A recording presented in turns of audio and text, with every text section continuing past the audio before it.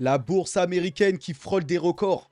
Donc on y est, hein. On est très très proche de ces plus hauts à chaque fois. Chaque jour qui passe, voilà, on dépasse, on fait un nouvel ATH au niveau de la bourse américaine, bien sûr, qui drive les marchés mondiaux.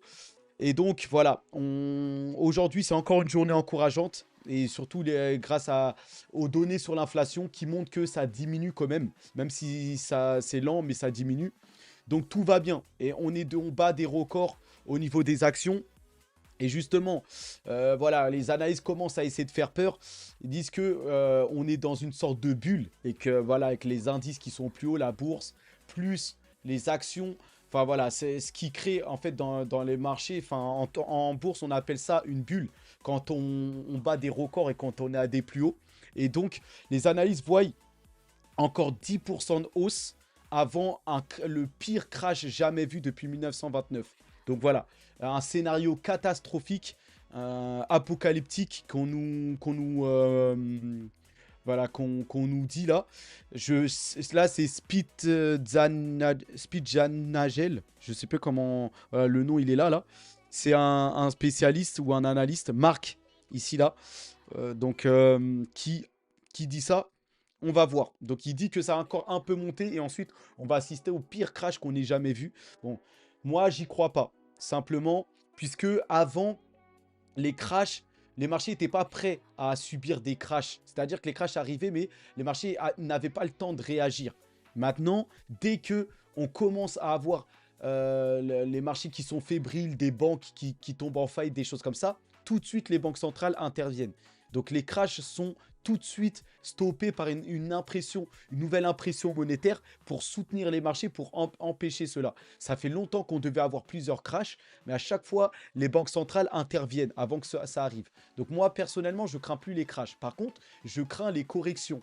C'est-à-dire que oui, des fois, les actions sont au plus haut, les indices, et ça peut corriger naturellement, ce qui est une grosse prise de bénéfice sur les marchés. Là, ça peut corriger de 20%, et voilà, et une forte correction, ok. Mais les crashs, c'est-à-dire de moins 50, moins 70, un effondrement économique comme en 2008 ou des choses comme ça, moi, perso, ça, j'y crois plus. Mais après, on verra bien. En tout cas, voilà, le président Powell explique pourquoi la Banque centrale n'est pas encore prête à baisser les taux. Donc, hier, on a eu le discours de Powell. Il a annoncé une baisse de taux. Il n'a pas donné date. Il a été un peu dur dans ses propos hier. Dans la soirée, on va dire que les actions ont mal pris ça. Les actions, les cryptos ont chuté et le dollar est monté. Mais là, voilà, ça a vite été digéré. Et aujourd'hui, les actions explosent. Et pour les cryptos, c'est toujours dur, mais voilà. En tout cas, c'est vite digéré par les investisseurs. De toute façon, on s'attendait à ce il baisse, qu'il ne baisse pas trop les taux d'ici la fin de l'année. Donc, c'est globalement, voilà, globalement, on a encaissé ça. Et bah, s'il y a une baisse de taux, tant mieux. Sinon, les investisseurs sont prêts à patienter. Donc, on verra quand est-ce qu'il baissera les taux. Moi, je dirais plutôt vers septembre, par là. Je vois pas ça pendant cet été. Donc d'ici 2 3 mois, on verra. Mais pour l'instant, en tout cas, en attendant, certaines actions et plusieurs actions et la bourse monte. Hein. Puisque quand même l'inflation marque un ralentissement. Et donc comment baisse malgré tout. Donc voilà. Pour l'instant, tout se passe bien, on va dire. Sinon, dans le reste de l'actualité américaine, là, il y a cet accord-là pour les 56 milliards là, pour les salaires. Là. En fait, là, on a Elon Musk qui a déclaré mercredi soir là, que les actionnaires de Tesla étaient sur le point d'approuver justement son programme salarial controversé. En fait, Elon Musk, il a lancé un programme salarial pour les salariés, un gros programme de 56 milliards de fonds débloqués pour ses salariés, au cas où il y aurait des résultats, au cas où tout se passerait bien pour Tesla. Mais c'est très critiqué parce que plusieurs analystes, plusieurs jugent que c'est trop. C'est un programme qui est bien trop élevé, les 56 milliards. Mais finalement, Elon Musk a déclaré que ce programme va passer. Et finalement, Elon Musk va gagner, va obtenir le droit de débloquer 56 milliards pour ses salariés, tout ça. Et donc, l'action Tesla est montée, hein, est fortement montée. Là, elle a plus 3,71% aujourd'hui. C'est bien vu de la part des investisseurs, tout ça, ou des actionnaires de Tesla. Donc voilà, finalement, enfin, en tout cas, les employés de Tesla vont être bien rémunérés par rapport à tout ça. Donc, ensuite, là, dans l'actualité plus internationale, avec le président justement américain, Joe Biden, qui semble une nouvelle fois perdu. Vous allez voir ici, là. Vous regardez, il est là, il est complètement à l'ouest, pendant que le groupe regarde un spectacle, là, de parachutistes. Lui, il part de l'autre côté, là-bas. Il est un peu perdu, vous voyez. Voilà.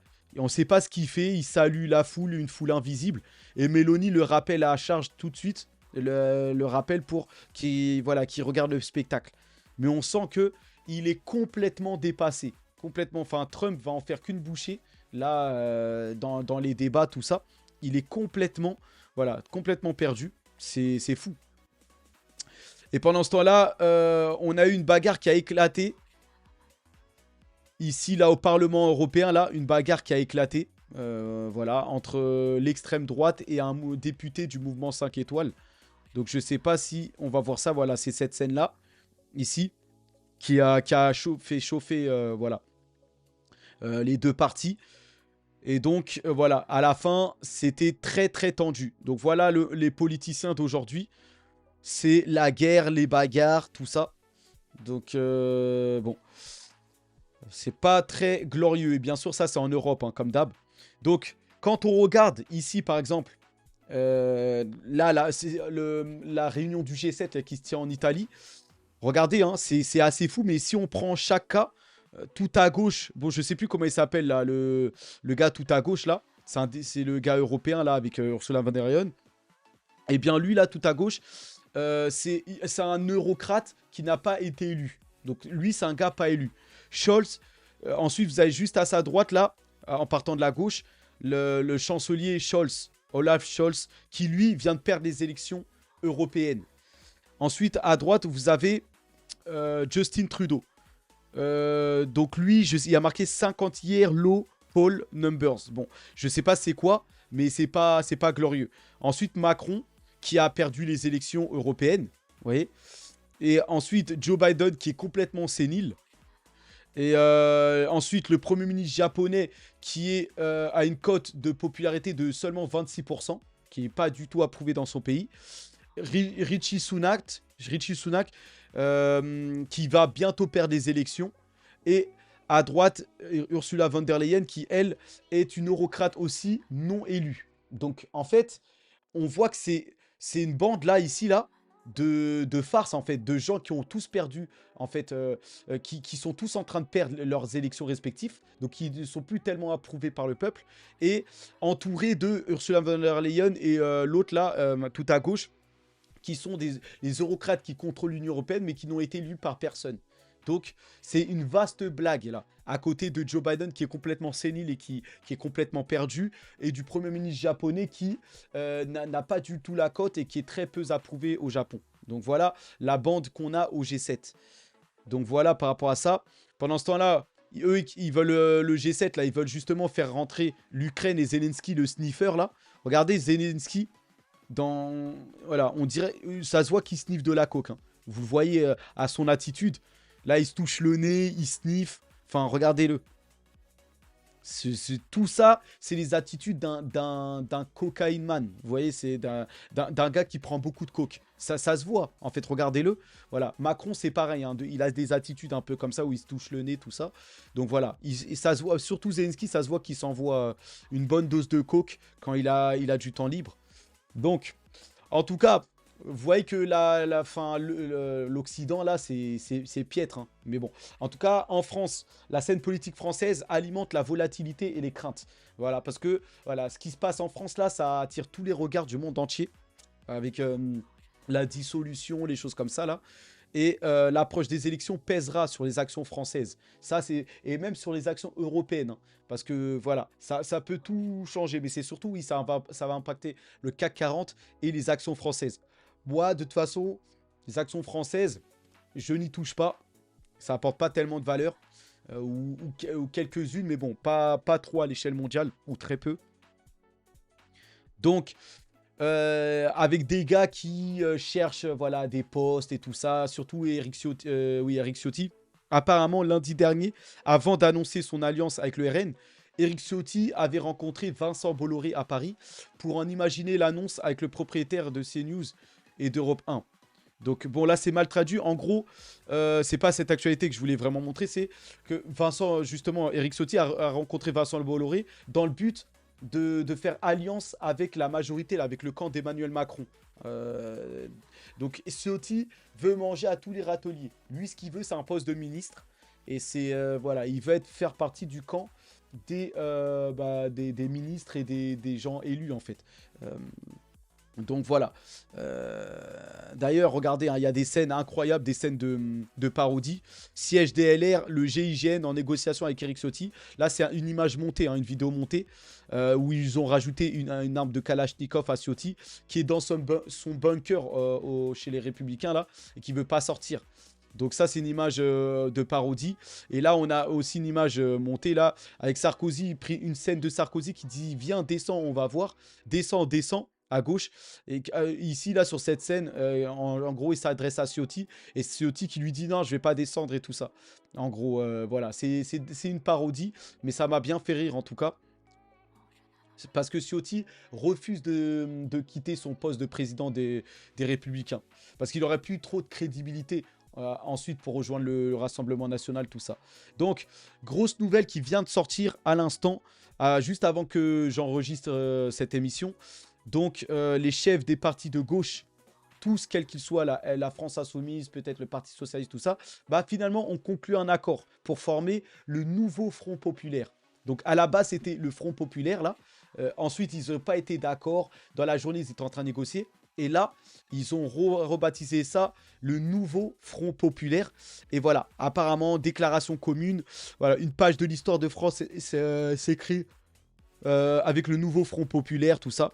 Donc, voilà. Et tout ça pour contrer le Rassemblement National. Donc,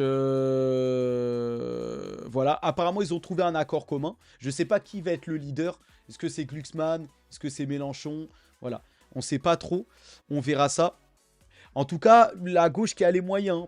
Sébastien Delogu, qui était un député français, là, à l'hémicycle, qui est de gauche, du camp de la France Insoumise de Mélenchon, qui a été projeté sur les écrans de Times Square par des militants pour promouvoir le nouveau Front Populaire. Donc il y a des militants qui ont réussi à financer le fait que, voilà, pour financer cette vidéo-là, pour l'afficher sur Times Square. Donc, bon, assez incroyable. Times Square, c'est aux États-Unis, hein, c'est les écrans géants à New York. Donc, c'est pas mal. Je pensais pas que ça. Parce que ça coûte beaucoup d'argent pour diffuser ça dans le Times Square. Bon, et en tout cas, ils ont l'air assez déterminés, hein, les militants, tout ça. Donc, à voir.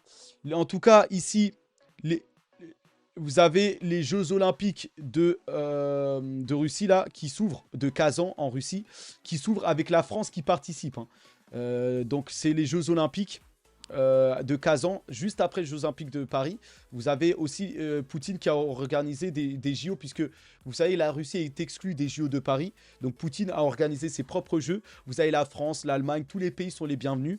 Poutine ne fait pas, voilà, n'est pas en train d'enlever des pays, voilà, comme Macron. Donc apparemment, la cérémonie a été exemplaire et très bien organisée, tout ça. Poutine a tenu un discours d'ouverture, tout ça, ici. Donc voilà. Je pense que j'ai pas de doute sur le fait que ces jeux vont être une réussite. Par contre, pour l'instant, en ce qui concerne la France, j'ai pas entendu, voilà, d'équipe française, enfin de personnalité française qui va ou d'athlète français qui va aller en Russie pour les jeux. Mais bon, en tout cas, je pense que ça va être un succès là-bas. Par contre, les JO de Paris, je crains que ça va être une mascarade ou que ça va être une honte, voilà, qu'on va se couvrir de honte et qu'il va se passer des choses bizarres. Mais on verra ça. Donc voilà. Petite parenthèse juste sur l'Inde avant de passer sur la crypto. Comment investir en Inde? Puisque l'Inde va être l'un des pays qui va connaître la plus forte croissance là, dans la prochaine décennie. En ce moment-là, tout est sur l'IA, mais l'Inde va vite progresser, va vite rattraper son retard. Et en fait, simplement, il faut viser les ETF. Ici, là, vous tapez juste ETF MSCI India ou ETF Nifty 50. Donc soit le Nifty 50 ou soit ETF MSCI India pour investir sur l'Inde, pour vous exposer à l'Inde. C'est les ETF américains hein, qui vous exposent aux actions indiennes. Et donc, si vous pariez que l'Inde peut exploser, ça peut être un bon investissement. Après, bien sûr, bon, je sais que ça a intéressé personne, ce genre d'investissement, ou très peu. Même si l'Inde va connaître une forte croissance, c'est pas la croissance qu'on va retrouver sur les cryptos, ou même voir peut-être les actions américaines. Ils promettent une croissance de 10%, voilà, 7, 10, 15% en Inde. On sait qu'il y a des actions américaines qui apportent beaucoup plus de valeur et qui font bien plus. Donc, mais c'est une petite parenthèse. Étant une chaîne de finance, je suis obligé de couvrir et de donner des tips, même pour investir sur l'Inde. Par contre, ça peut intéresser les plus riches et les gros portefeuilles. Ceux qui sont millionnaires ou qui ont des gros portefeuilles de plus de 200 000 euros ou 500 000. Voilà, qui veulent se diversifier. L'Inde, c'est un bon moyen, enfin ça peut être un bon pari en tout cas. Et là surtout que voilà, hein, on a un boom là des introductions en bourse là-bas qui semblent battre des nouveaux records, toutes des pépites, hein, des entreprises, des startups, des pépites indiennes. Ça là, les Indiens sont très intelligents et là il va y avoir une foison de startups, de pépites d'entreprises. Et voilà, et bientôt, plus tard, on aura des mastodontes, des géants, comme en Chine pour Alibaba, Tencent, et les États-Unis avec les GAFAM, les 7 magnifiques. Bah là, en Inde, on aura des géants. On en a déjà. Hein. Vous avez Reliant là, je sais plus comment il s'appelle. Enfin voilà, c'est Reliant, mais je sais plus si ça s'appelle comment là. Mais c'est les entreprises du milliardaire là, Gotani là. Mais voilà, vous avez déjà des grosses institutions en Inde. En tout cas, voilà pour l'Inde. On clôture ici avec voilà, les cryptos. Et simplement sur le Bitcoin, une image qui parle qui dit tout. Pendant que vous avez peur, les baleines viennent d'acheter pour 1,3 milliard de dollars de Bitcoin. Et vous avez les preuves ici, là. En violet, là, elle a fait que la forte volatilité. Tout ce qui est violet, là, c'est des achats, en fait. Et là, on a eu énormément d'achats. Là, les achats sont montés, là, depuis, là. Vous voyez, regardez la dernière bougie violette, ici. C'est la plus grosse. Jamais on a accumulé autant. Là, c'est un record d'accumulation de la part des baleines. Jamais on avait fait aussi bien là. 1,3 milliard de dollars d'acheter là. Pendant que tout le monde se déleste un peu du Bitcoin et des cryptos. Parce que là, en ce moment, ça retombe à 66, 65. Eh bien, en tout cas, les baleines se préparent. Parce qu'il va y avoir une forte hausse à venir. Je sais pas, est-ce que c'est la semaine prochaine ou plutôt à la fin du mois, justement, on va voir les ETF Ethereum, ou est-ce que c'est peut-être après cet été? Je sais pas, mais en tout cas, ça va arriver et il faudra être présent. Moi, j'ai reçu mon salaire aujourd'hui, j'ai immédiatement investi. Donc, dès que là, j'ai, voilà, Coinbase, Ethereum, j'ai mis le paquet. Parce que voilà, c'est ces genres d'actifs là qui vont apporter de la valeur par rapport à l'approbation des ETF spot. J'ai mis le paquet tout de suite, tout mon salaire est parti dedans, quasiment.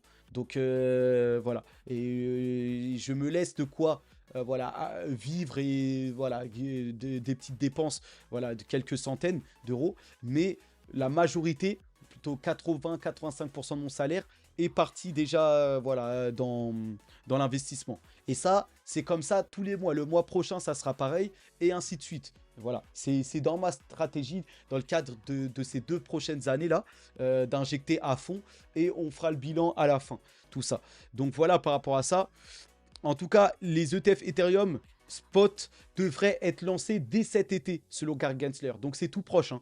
Les formulaires d'enregistrement S1, donc c'est le deuxième formulaire d'approbation finale de plusieurs ETF Ethereum, devraient selon lui être approuvés cet été. Les émetteurs individuels sont encore en train de travailler sur le processus d'enregistrement. Cela se passe bien. Je pense qu'ils seront approuvés dans le courant de l'été. Donc ça frappe à la porte. Là, c'est là l'été. Je vous rappelle que, parce que là, quand on dit courant cet été, on pense à ouais, le mois d'août, voilà, fin juillet, août. Enfin, on planche sur ce genre de date-là. Mais je rappelle que l'été, c'est dès le 20 juin.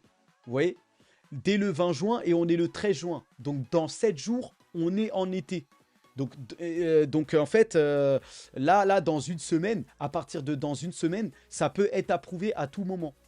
Donc, n'attendez pas quand on dit cet été, le mois de juillet ou fin juillet ou août, voire septembre, hein.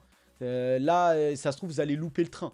Donc voilà, moi en tout cas, je vais mettre le paquet dès que je peux. Dès que voilà, je compte avoir encore de la liquidité là, dans une semaine ou deux là, je vais encore avoir de la liquidité. Je vais continuer à pousser là sur les cryptos, mais voilà, tout en m'assurant que mes cryptos représentent la partie basse de mon investissement. C'est-à-dire, oui, enfin là, je suis en train d'augmenter mon exposition parce que en crypto, parce que là, ça va péter. Mais voilà, c'est pas les cryptos mon plus gros investissement. Ça reste les actions en bourse, telles que Nvidia. Parce que là, c'est les GPU en ce moment. Les GPU, c'est le nouvel or noir, le nouvel pétrole. C'est là, on a besoin de ces GPU, de ces processeurs-là, pour l'intelligence artificielle. Vous voyez? Donc voilà par rapport à ça. Dernière actualité, et qui concerne plutôt Solana. Et enfin, avant-dernière actualité, on a Shopify, la pépite canadienne du Canada. Shopify, c'est pour ceux qui souhaitent entreprendre et créer un business en ligne, qui veulent créer un site internet et vendre depuis leur site internet. Shopify, c'est la référence pour créer des sites tout bien faits et même pour faire du dropshipping, vendre vos produits, tout ça. Il y a pas mieux que Shopify, c'est très simple et tout ça. Et ben, Shopify prend désormais en charge des centaines de tokens crypto là grâce à Solana Pay via Helio. Donc Helio, c'est un prestataire de paiement et qui est en partenariat avec Solana Pay. Solana Pay, c'est la branche de paiement de la blockchain Solana. Et donc voilà, sur Shopify, vous allez pouvoir payer directement avec Solana Pay, avec leur prestataire Helio. Et donc voilà, ça va permettre énormément de valeur, en tout cas pour tous les e-commerçants, tout ça.